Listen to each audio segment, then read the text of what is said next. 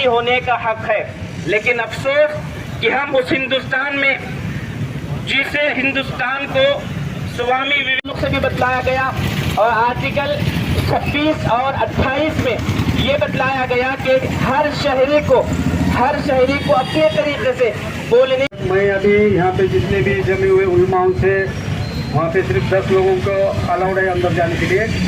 ये धरना आंदोलन ऐसे ही चलते रहेगा। का जो दस्तूर बनाया गया, डॉक्टर अंबेडकर साहब ने जो दस्तूर बनाया, उस दस्तूर में इंसाफ और हुकूक मसावी तौर पर तमाम हिंदुस्तानी शहरियों के रखे गए। इसी तरीके से अपने मर्जी के मुताबिक चाहे जिस मजहब को माने और उस मजहब की तबलीग करे, उस मजहब ओके। सारे जहां से अच्छा हिंदुस्तान हमारा, हम बुलबुलें हैं इसकी ये गुलसितां हमारा। हमारे तमाम मुल्क के मामलात पहले से भी एकजहती का एक मिसाल थे। हर लोग एक साथ मोहब्बत से रहने का एक मिसाल पेश करते रहे और हर मज़हब वाले को अपने मज़हब के मुताबिक यहाँ बोलने का, तबलीग करने का इख्तियार है। दूसरे लोग जो भी बोलते हैं उनके ऊपर कोई पाबंदी नहीं है। लेकिन आज मुफ्ती सलमान अजहरी साहब ने अपने दीनी स्टेज से एक दीनी भाषण दिया, मगर उसको गलत माना निकाल के उनको गिरफ़्तार किया गया है और इस गिरफ़्तारी के ख़िलाफ़ तमाम पूरे हिंदुस्तान में एहतजाज हो रहा है।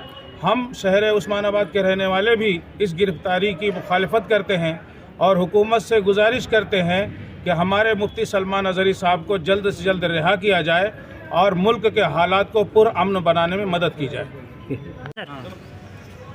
मुंबई येथील घाटकोपर येथे राहणारे मुफ्ती सलमान यांना गुजरातच्या ATS पथकाने ज्या पद्धतीने अटक केलेली आहे आणि त्यांना घेऊन गेलेले आहेत, त्या पद्धतीचा, त्या गोष्टीचा आम्ही निषेध करण्यासाठी आज उस्मानाबाद जिल्ह्यातील व शहरातील सर्व प्रातिनिधिक स्वरूपात येथे येऊन धरणे आंदोलन केलेले आहे। मुफ्ती सलमान यांना हेट स्पीच यासाठी म्हणजे गुजरातच्या ATSने ताब्यात घेतलं आहे।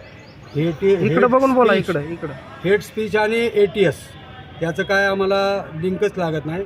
तरी त्यांना मुंबई येथील कोर्टामध्ये दाखल केल्यानंतर मुंबई येथील कोर्टाने त्यांना ट्रान्झिट रिमांडमध्ये 2 दिवसासाठी पाठवलेलं आहे।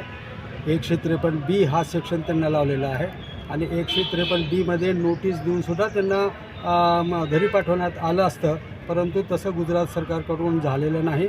हा एक अल्पसंख्याक समाजावर दबाव आणण्याचा प्रयत्न आहे आणि कुणाला तरी खुश करण्याचा हा प्रयत्न आहे। कारण अशा सेक्शनमध्ये ATS वगैरे येणं आणि हे येणे ही गांभीर्याची बाब आहे। त्याचा निषेध करण्यासाठी आज इथं आम्ही जमलेलो आहे। पूर्ण भारतातून याचा निषेध होत आहे आणि आम्हीसुद्धा त्यांच्या जी अटक झालेली ती त्यांची सुटका व्हावी, त्यांना बेल व्हावी यासाठी आज आंदोलन केलेलं आहे आणि त्या यापुढे त्यांचं असं किंवा सुटका झाला नाही किंवा बेल झाला नाही तर आम्ही ह्यापुढे तीव्र आंदोलन करणार आहोत। कुणाला खुश करण्याचा प्रयत्न चालला असा खुश करणं म्हणजे आता गुजरात म्हणजे आता एकच इथं जातीवादी जे संघटना आहेत, जातीवादी पक्ष आहेत, हे प्रयत्न करत आहेत की मुस्लिम समाजाला दाबायचा प्रश्न करणं आणि मुस्लिम समाजाला दाबल्यानंतर जे त्या खुश होतात ते लोक सर्वांना माहीत आहेत, आपल्याला सुद्धा सगळ्यांना माहीत आहे की कोण खुश होत आहे आणि त्यांना खुश करण्यासाठी हा प्रयत्न।